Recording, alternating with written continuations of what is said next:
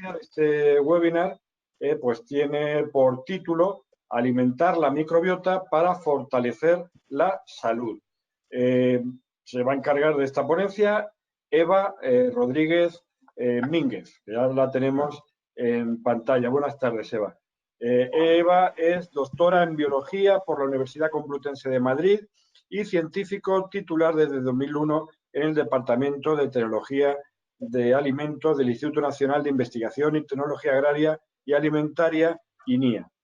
Las líneas desarrolladas en calidad y seguridad de productos lácteos y aislamiento y caracterización de bifidobacterias y bacterias lácticas para su uso como probióticos en alimentos. Pues muy bien. Eva, cuando quieras. Muchísimas gracias por estar aquí. Muchísimas gracias, Aquilino, y muchas gracias a Ascensión. Estoy encantada de compartir con, bueno, pues desde luego con tan buenas ponentes y tan interesante webinar. El título de mi presentación es Alimentar la microbiota para fortalecer la salud. Estamos todavía en tiempo de COVID y desde luego hasta que no nos venga la ansiada vacuna, es de todas maneras imprescindibles el cuidar y el fortalecer nuestra salud inmunológica.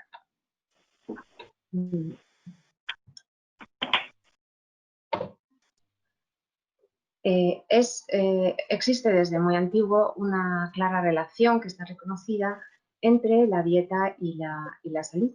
Pero lo que me gustaría que descubrieran conmigo es la maravilla a la que estamos nosotros acudiendo, la importancia tan enorme. Inicialmente habían sido considerados como alterantes de alimentos y que también se relacionaban con problemas de patogenia, de enfermedad en el hombre.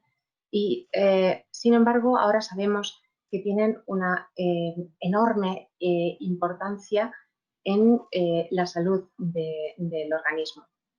Esto ha sido gracias sobre todo al desarrollo de las técnicas genéticas que a finales, el año 1990 emprendió su camino el proyecto Genoma Humano, y con la secuenciación del genoma humano se descubrió la gran cantidad de DNA bacteriano y de genes microbianos que existían en el genoma humano. Esto dio el pistoletazo de salida para el proyecto Microbioma Humano, por el cual ahora sabemos que somos superorganismos, un consorcio de trillones de microorganismos que viven en distintas partes del cuerpo humano, lo que se llama microbiota, y especialmente forman el ecosistema más numeroso y diverso en el intestino. Aunque los estudios, la mayoría de los estudios, porque son de hecho mayoritarios dentro de los microorganismos del intestino, se han hecho con bacterias, me gustaría resaltar sobre todo en esta diapositiva el gran papel que se ha descubierto últimamente que tienen los virus, lo que se denomina ahora el viroma, y que son un montón de virus, de bacteriófagos que habitan en el intestino sobre todo, y que tienen un papel muy importante en la regulación de los grupos bacterianos, y que también tienen un impacto, puesto que pueden introducirse en la mucosa e interaccionar con el sistema inmunológico. Para entender la microbiota, para entender de dónde vienen todos estos microorganismos que sabemos que desde Pasteur, que no vienen por generación espontánea, es importante echarse atrás en el tiempo y descubrimos cómo la microbiota ha evolucionado con el hombre a lo largo de su historia. Y es muy interesante porque la dieta ha supuesto una presión que ha, ha hecho que haya adaptaciones evolutivas tanto en el microbioma como en el hombre. La microbiota intestinal, sobre todo, podríamos decir que viene de tres fuentes. Por una parte, se hereda de forma vertical de madre a hijo, a través sobre todo del parto natural y de la microbiota que tenemos en la vagina y de la alimentación de la alimentación a partir de la lactancia materna, y también proviene del medio ambiente que nos rodea, pero fundamentalmente va a provenir de la dieta.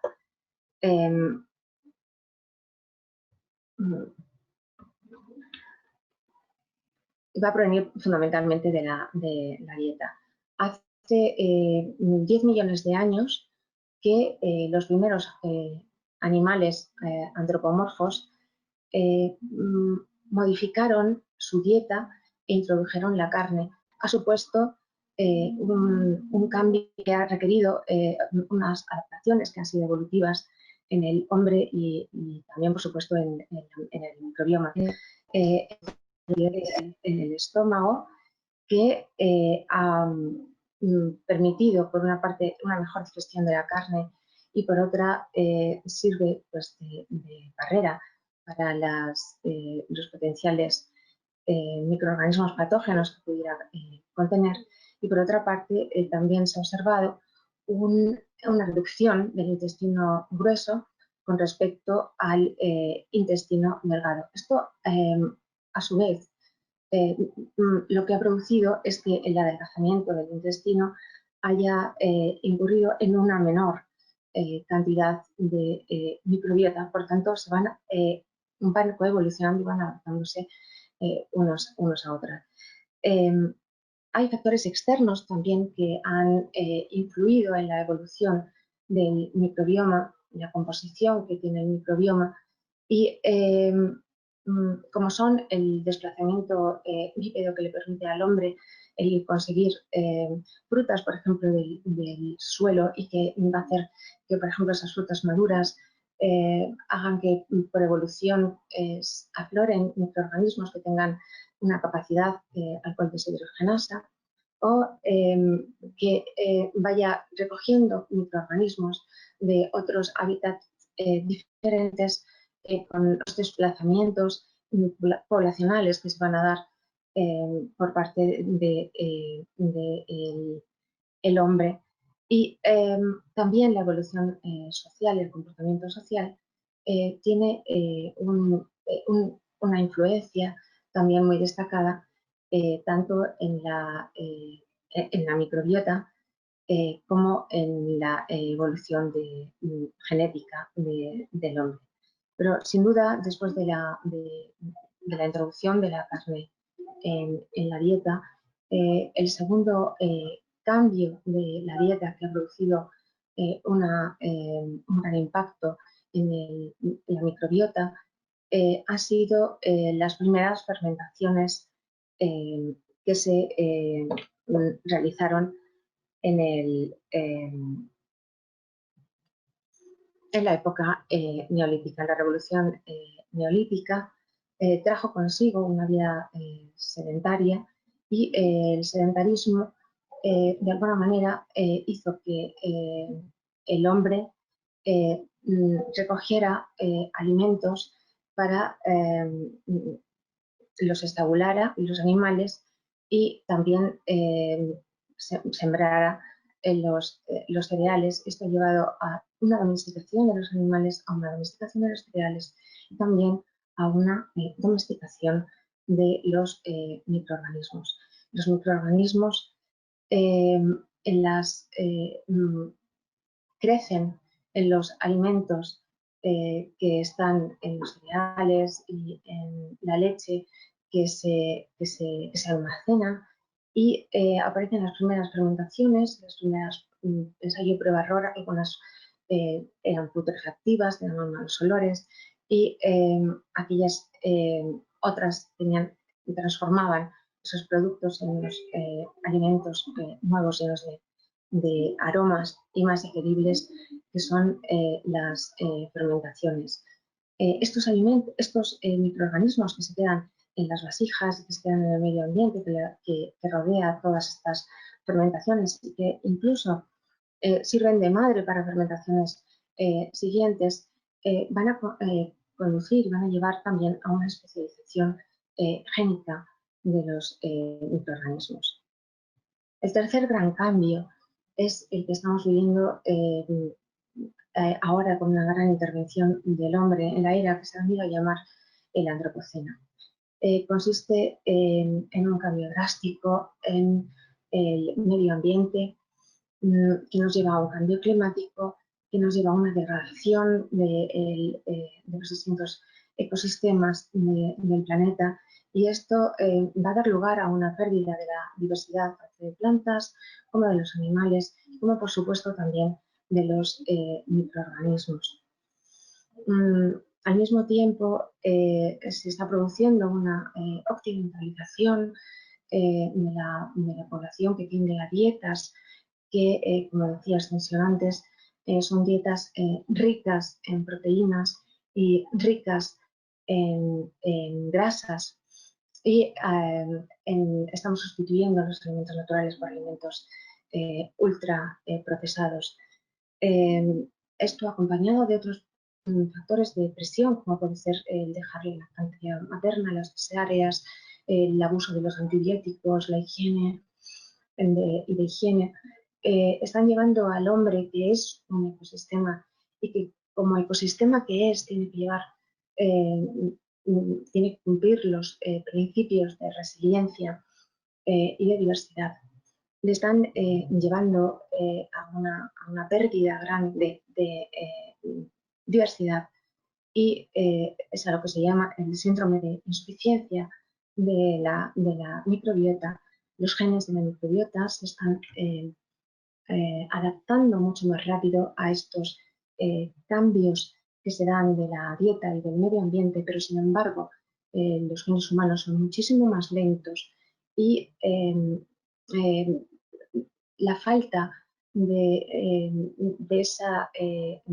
ese metabolismo de los microorganismos está conduciendo a una desregulación metabólica y a enfermedades que estamos conociendo debido al impacto que tiene sobre el sistema inmunológico relacionadas con la inflamación, y también a desórdenes de los otros sistemas hemostáticos relacionados con desórdenes metabólicos.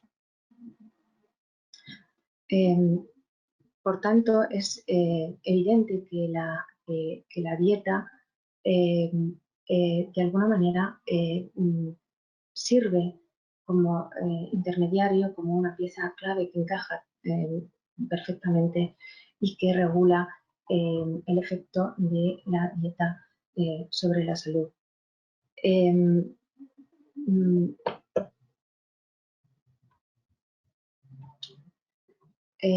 Este efecto de la occidentalización de la dieta sobre la microbiota lo podemos ver en este trabajo muy elegante de Filippo y colaboradores del 2010, en el que estudian una población de niños de Burkina Faso con dietas y hábitos de vida saludables, una dieta rica en polisacáridos, y la compara con la dieta occidental de niños europeos.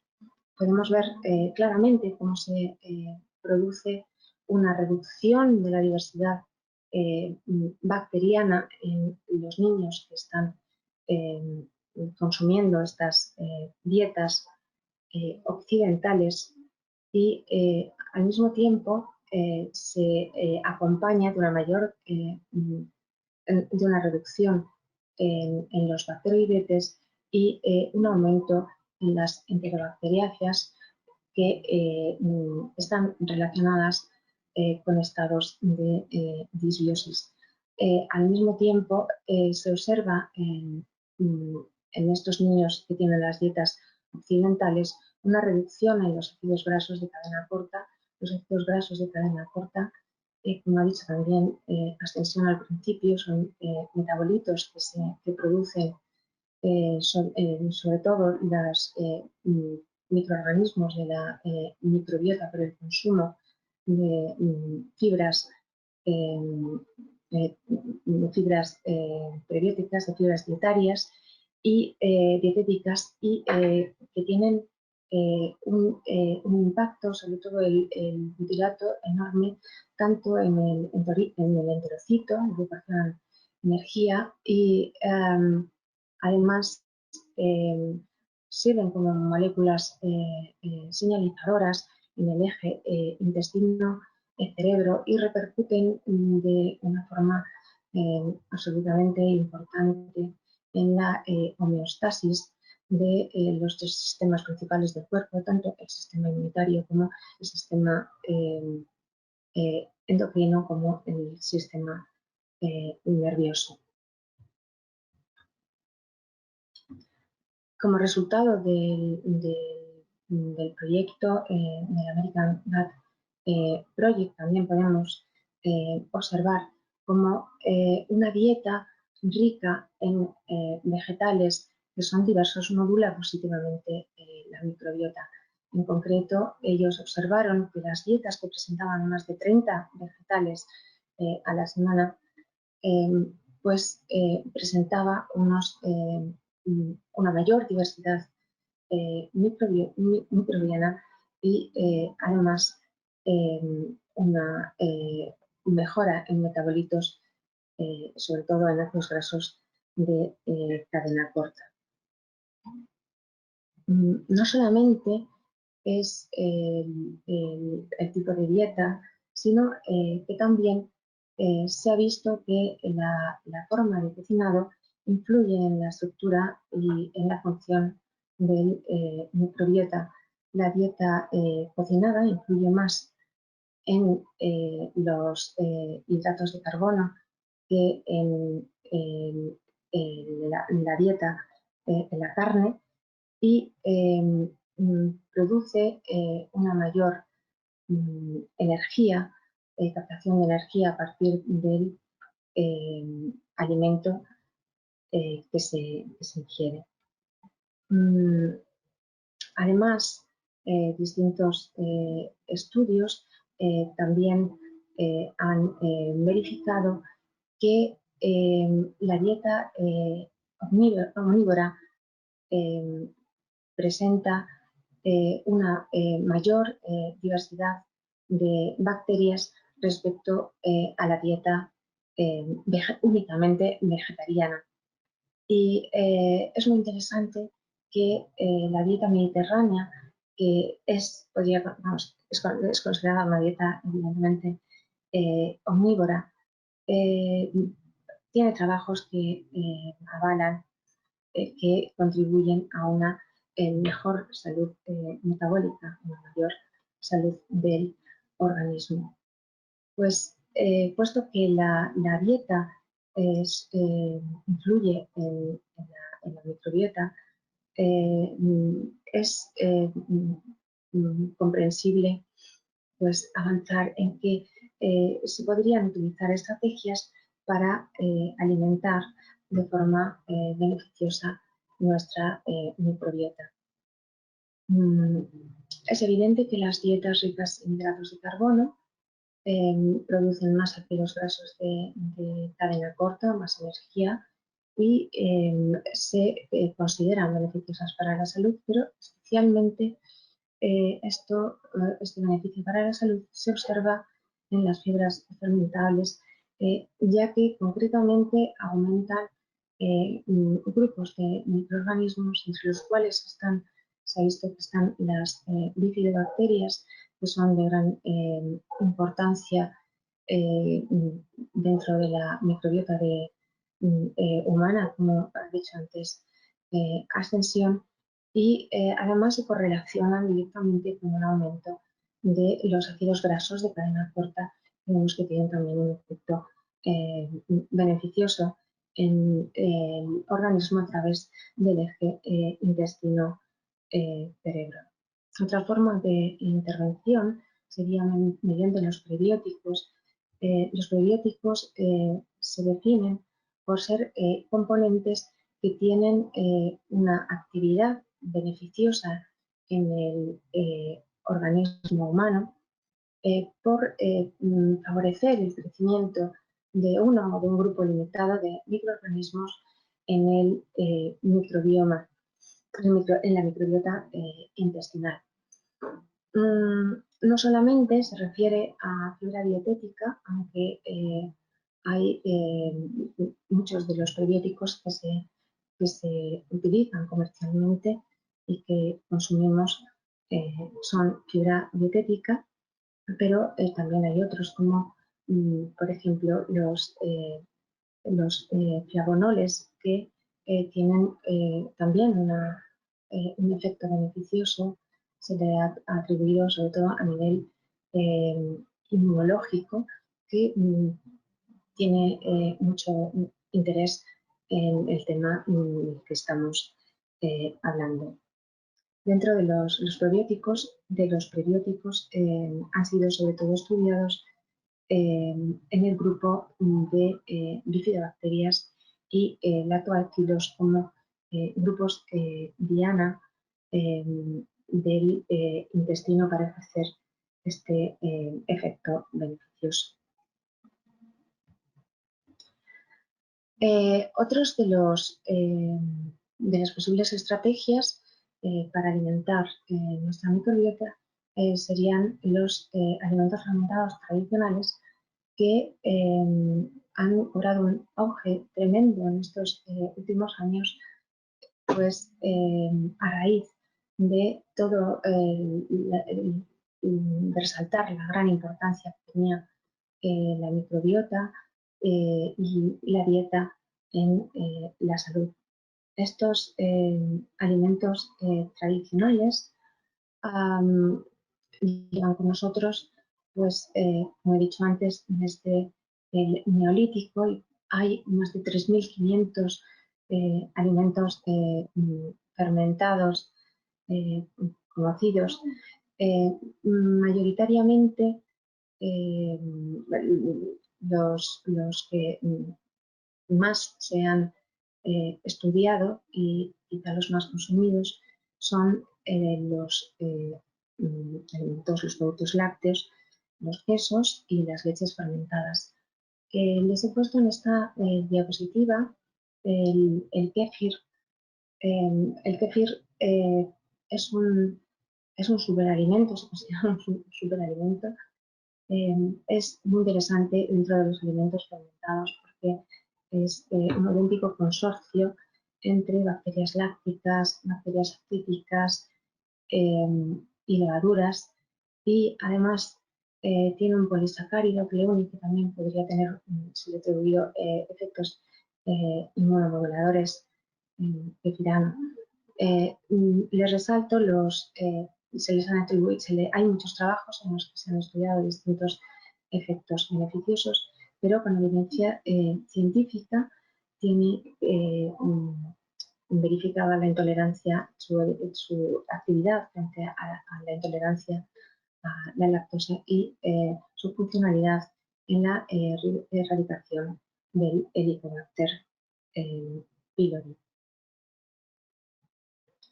Hay alimentos fermentados que contienen los microorganismos y hay otros que no, como por ejemplo la cerveza o el vino, en general los alimentos alcohólicos, debido a que se produce después de la fermentación un proceso de higiene. Por lo tanto, están presentes muchos de los metabolitos, pero no los propios microorganismos. Los microorganismos están en distintos niveles, entre 10 elevado a 5 y 10 elevado a 7 generalmente, y el máximo nivel se encuentran en los productos lácteos. Hay un trabajo interesante de la colaboradores, que es de nuestro grupo de trabajo, en el cual se verifica que los microorganismos del fermento comercial es capaz no solo de mantenerse durante 2 meses en el queso, durante la maduración del queso, sino que además los microorganismos del queso sometidos a un proceso de digestión simulada mantienen su funcionalidad y su estabilidad en niveles próximos a los niveles iniciales, que están en aproximadamente 10 elevado a 8 unidades formadoras de colonia por gramo. Por tanto, los microorganismos de los productos que consumimos en los alimentos fermentados tradicionales podrían ser una fuente de nuevos microorganismos para nuestra microbiota, alimentar nuestra microbiota y permanecer en ella. Esto nos introduce en el tema de los probióticos, que son microorganismos vivos que, administrados a unos niveles adecuados, proporcionan un efecto beneficioso para la salud. La mayoría de los probióticos que se consumen lo hacen como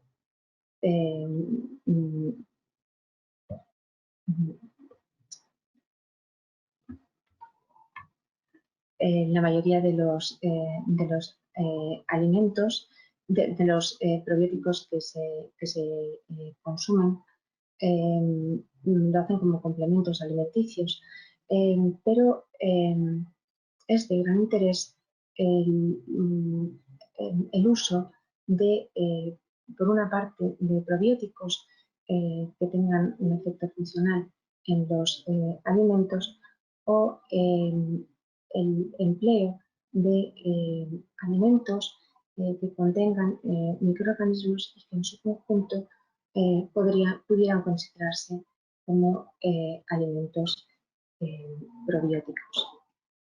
Para ello tienen que tener una actividad funcional, que las actividades con más frecuencia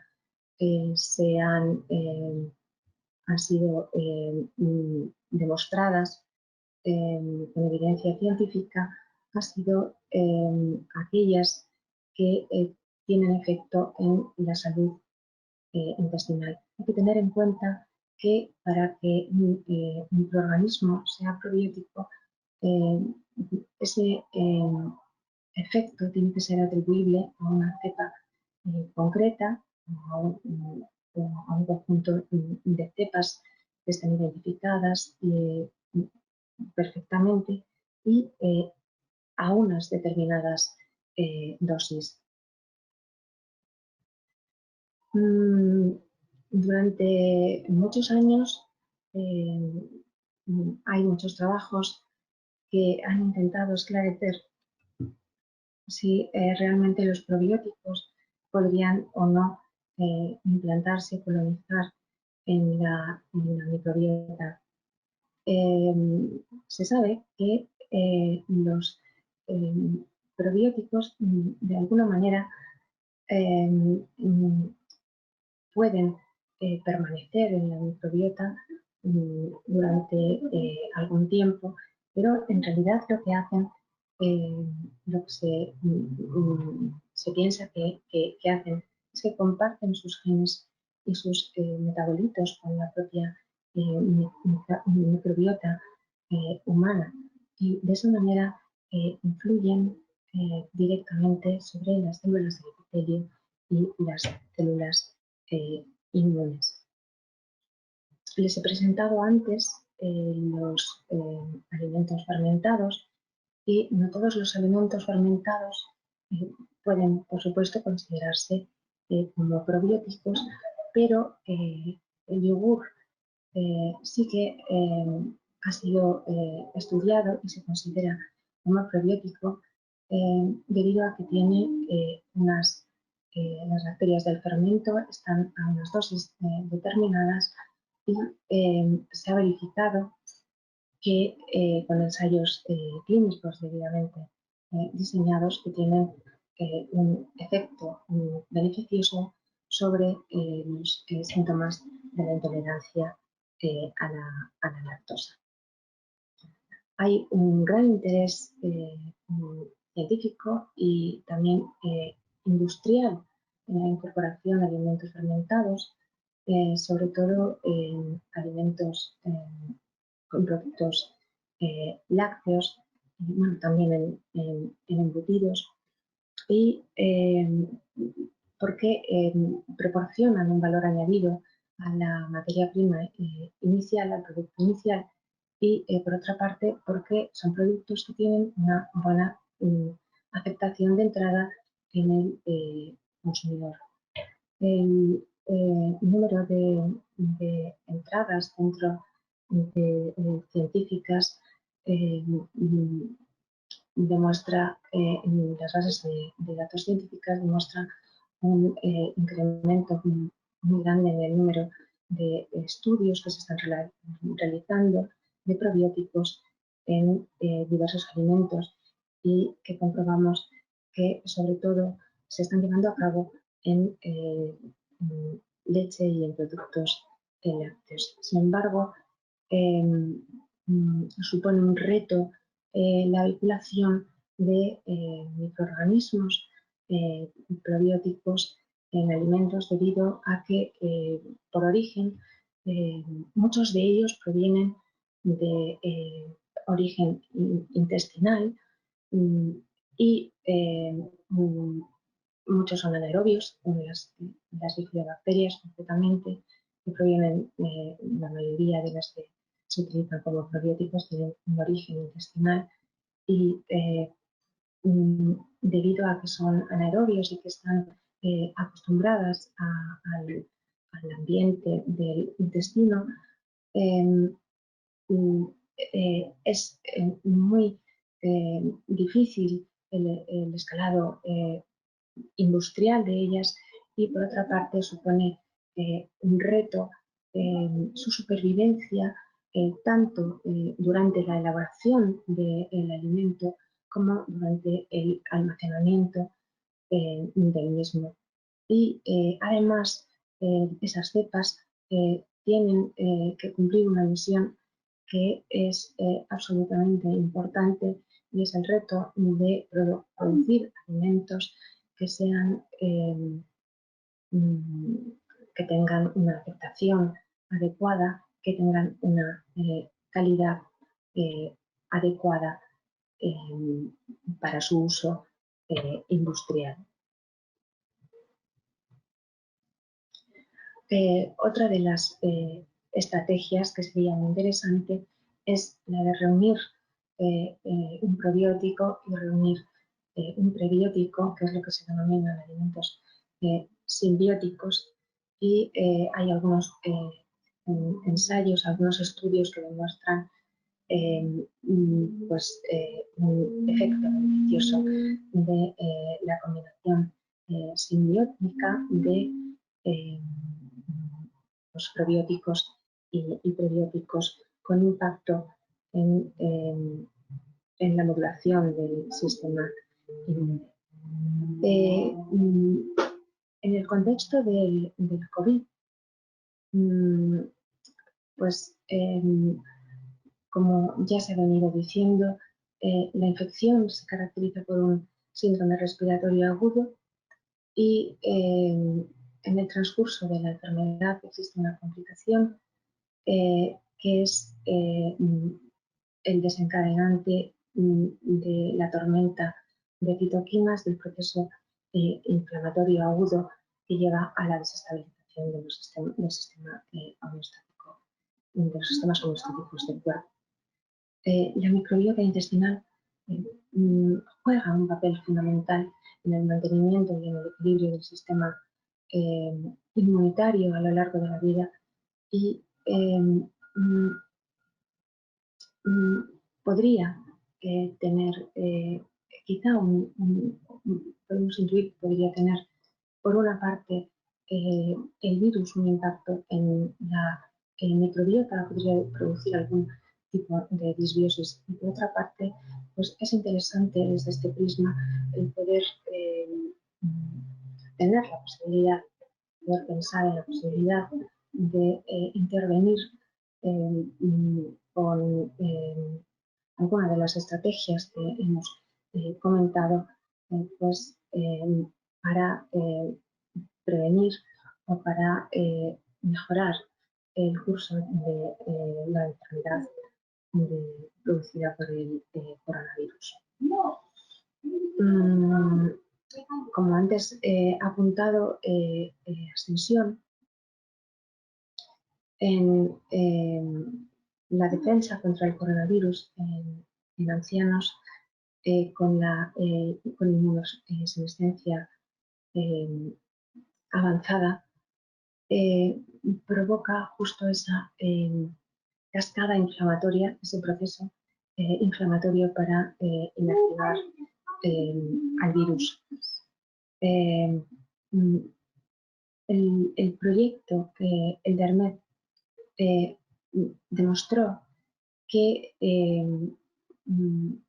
la activación crónica de las citoquinas inflamatorias propias de la inmunosenescencia estaba vinculada a una pérdida de la diversidad de la microbiota intestinal. La pérdida de diversidad de microbiota, vemos que repetidamente que es un parámetro que es reconocible como estado de disbiosis, estado de enfermedad. Desde luego, sí que se comprobó, y que es muy interesante, que la inflamación, los procesos de inflamación persistentes eran superiores en aquellos ancianos que vivían en centros de larga estancia. Y además, estos ancianos que vivían en estas residencias presentaban otro indicador de disbiosis, que es un aumento de protobacterias, de bacterias de Escherichia y de Shigella. Y además, estas personas ancianas en estos centros presentaba un menor número de fermentadores que de bacteroidetes, sobre todo asociados a dietas proteicas y de mayor grasas, es decir, a dietas también inadecuadas, a dietas que se asocian con problemas de enfermedades de tipo obesidad, de tipo diabetes. Además, presentaban mayor inflamación y mayor fragilidad. ¿Podría la microbiota o podrían los probióticos influir en proteger o en prevenir o tratar la enfermedad del COVID?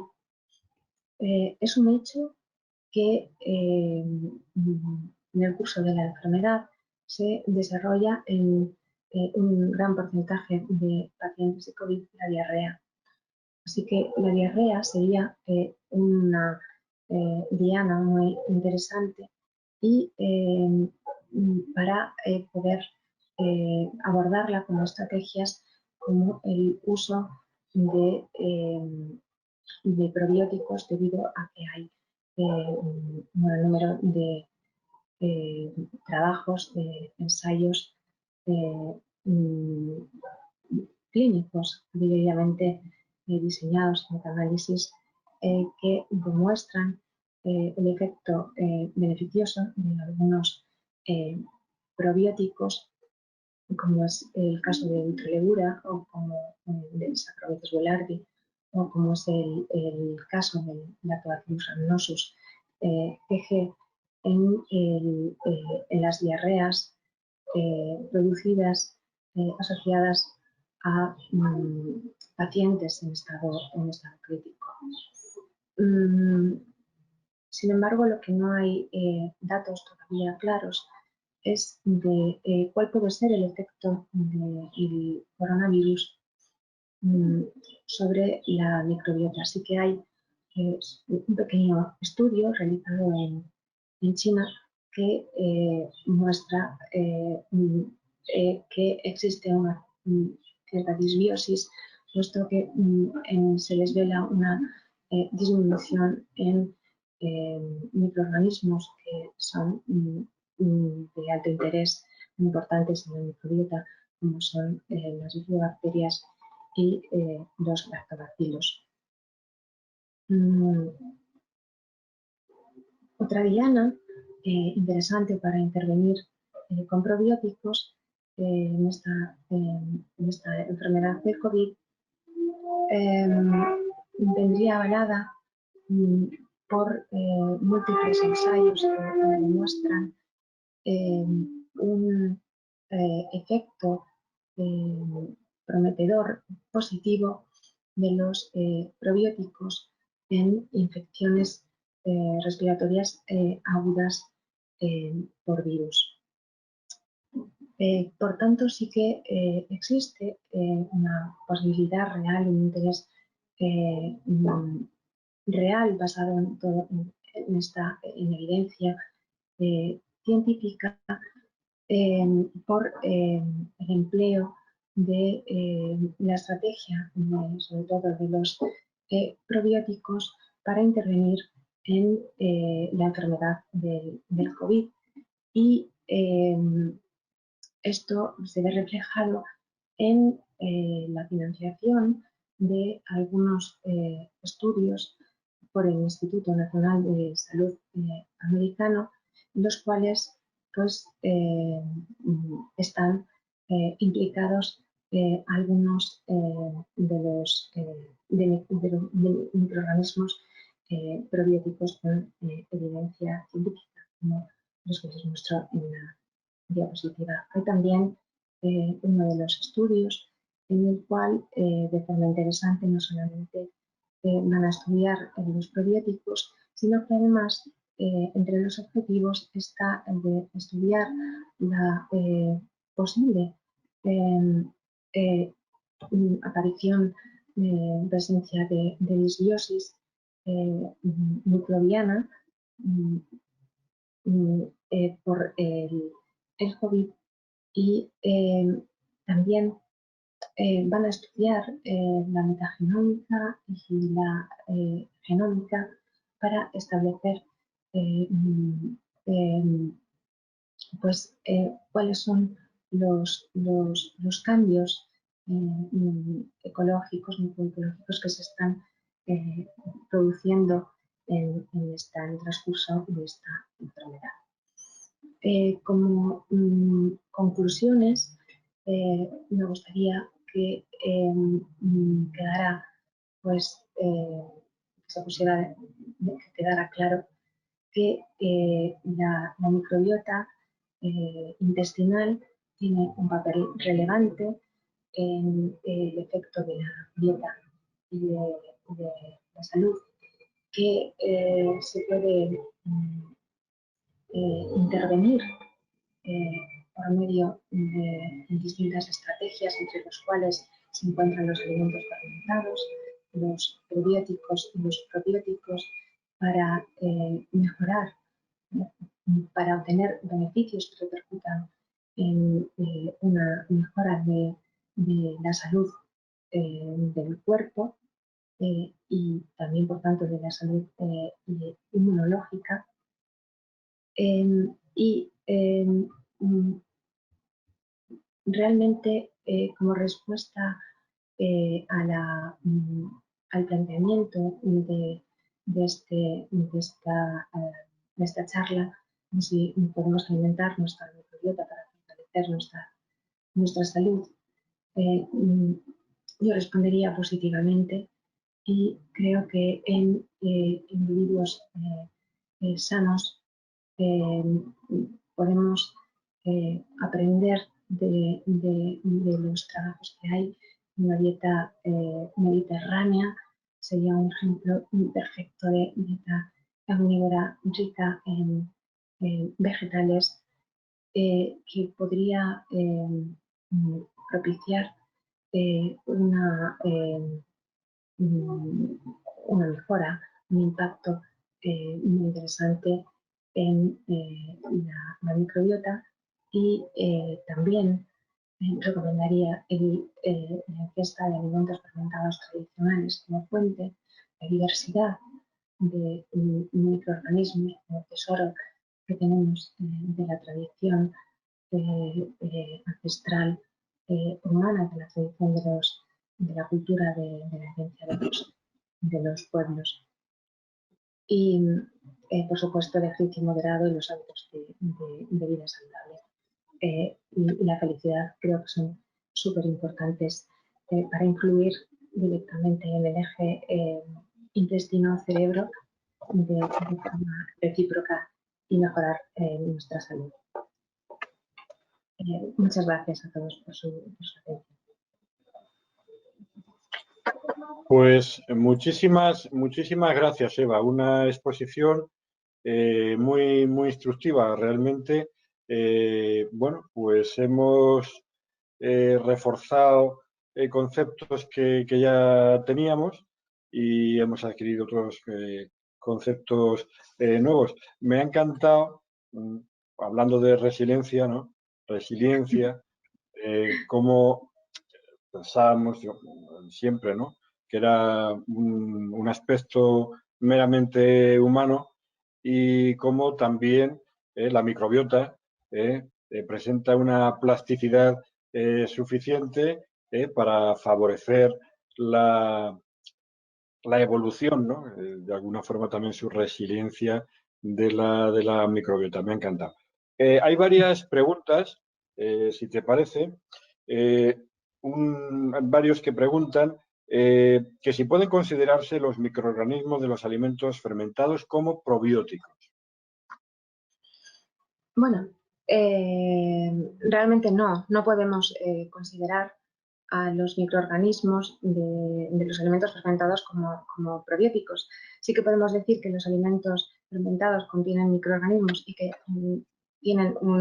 podrían servir, ¿no?, para resembrar nuestra microbiota, como lo han hecho a lo largo de la evolución, pero el concepto de probiótico se ciñe a un microorganismo que presenta, que es concreto, que está identificado y que presenta ensayos clínicos en los cuales ha demostrado su seguridad y su eficacia. Y además tienen que estar a una dosis adecuada. Por eso, realmente, aunque hay un montón de estudios que se están realizando ahora con productos lácteos tradicionales, sobre todo, para ver los efectos beneficiosos, para demostrar con ensayos clínicos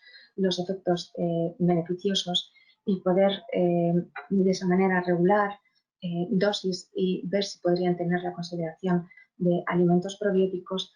En realidad, los alimentos en sí, los alimentos no podrían, los alimentos fermentados en sí no podrían considerarse sus microorganismos como probióticos, ni en sí ellos como probióticos, si no se disponen de esos ensayos clínicos. Muy bien. Y una última pregunta. Bueno, pues con todas las cautelas posibles y esperando estudios futuros que tengan mayores evidencias científicas, pues nos acabas de decir, y es palmario, que no existe evidencia científica del uso de probióticos ahora en la actualidad para proteger, prevenir o tratar este COVID-19, aunque sí que hay estudios, y hay estudios que se están haciendo, pero bueno, con todas las cautelas, te quería preguntar que si hay algún probiótico recomendable frente al COVID-19.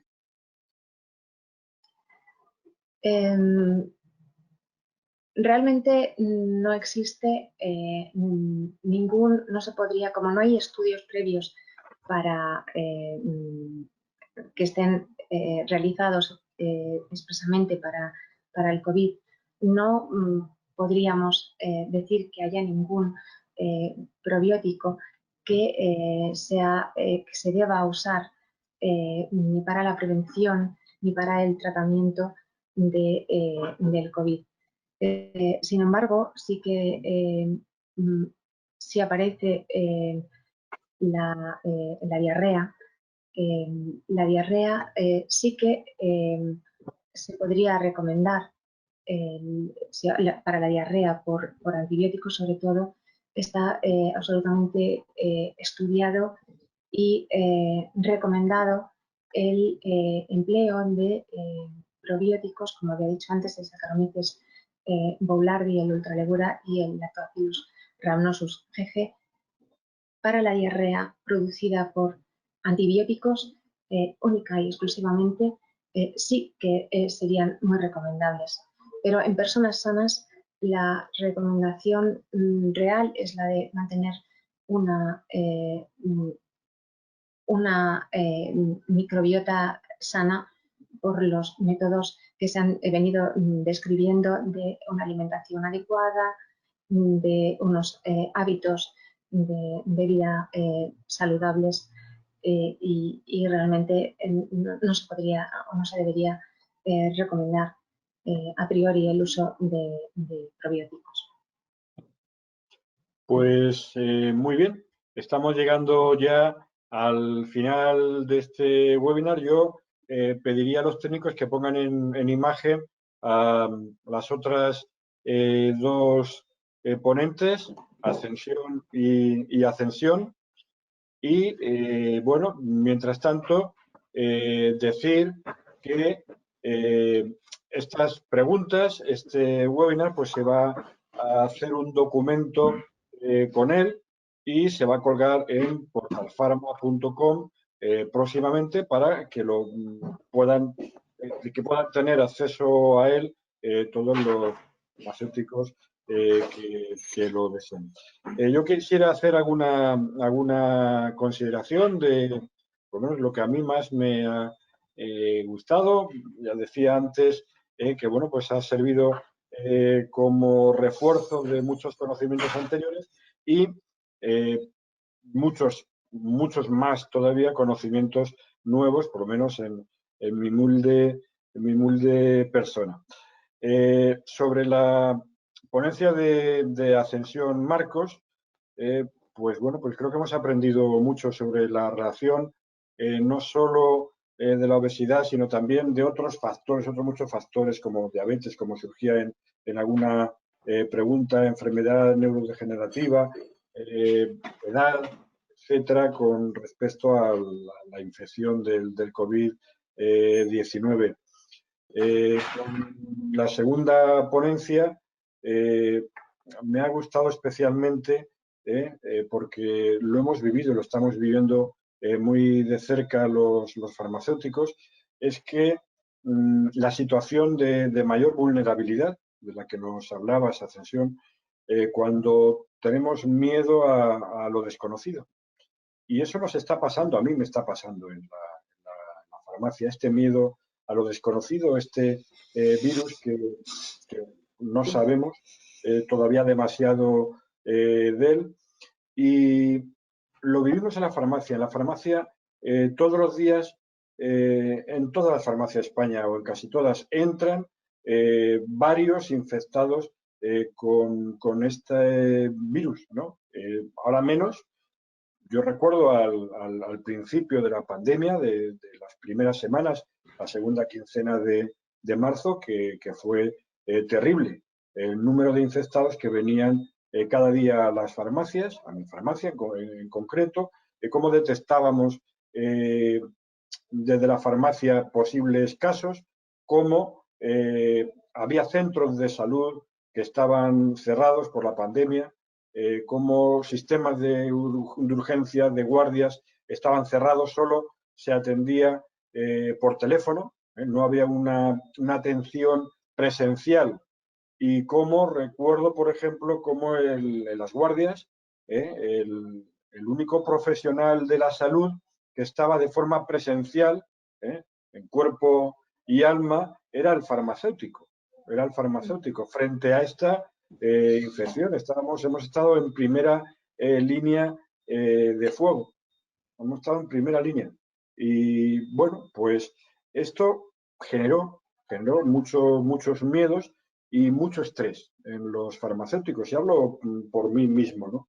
Y cómo estos miedos y este estrés pues ha generado cambios en la alimentación, farmacéuticos y de otras personas, los mismos infectados, de la gente que está confinada o ha estado confinada en sus casas, ¿no? Y cómo cada una de estas personas ha tenido una evolución distinta con respecto a los cambios en la alimentación.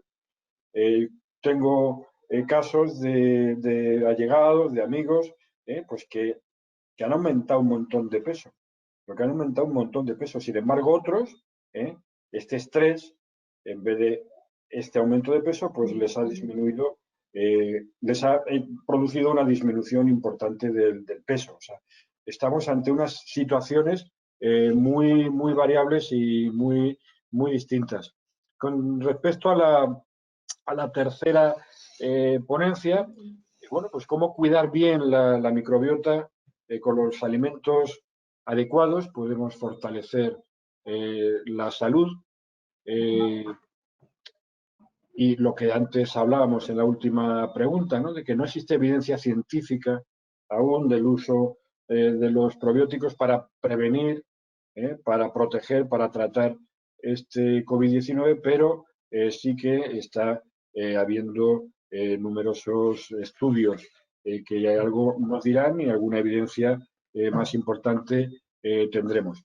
No sé si alguna, las tres, tenéis algo más que decir, algo que añadir a todo lo que se ha dicho. Bueno, pues bueno, yo creo que está todo muy ligado, ¿no? Sí. Las tres presentaciones. Muy bien. Bueno, pues me queda una cosa, dar las gracias. Dar las gracias al personal del Consejo. Al personal del Consejo, a los técnicos del Consejo que han hecho posible este webinar. A los vocales de alimentación, los vocales provinciales de alimentación que me han ayudado en esta tarea. A los tres ponentes, realmente han sido tres ponencias magníficas. Especialmente quiero dar las gracias a Ascensión Marcos porque me ha ayudado muchísimo. Buena parte, una parte importantísima de este webinar es de ella, es producto de ella y realmente pues estoy muy agradecido. Y bueno, pues también daros las gracias a todos aquellos que os habéis inscrito y habéis seguido como asistentes este webinar, esta actividad desde vuestras casas, desde vuestros puestos de trabajo, pues quitando horas o de vuestro trabajo, si estáis en la farmacia, o de vuestro tiempo libre, que también es tremendamente importante. Realmente, sin vosotros, pues todo esto no tendría sentido. Así que un abrazo a todos, y feliz Día Nacional de la Alimentación. Muy bien.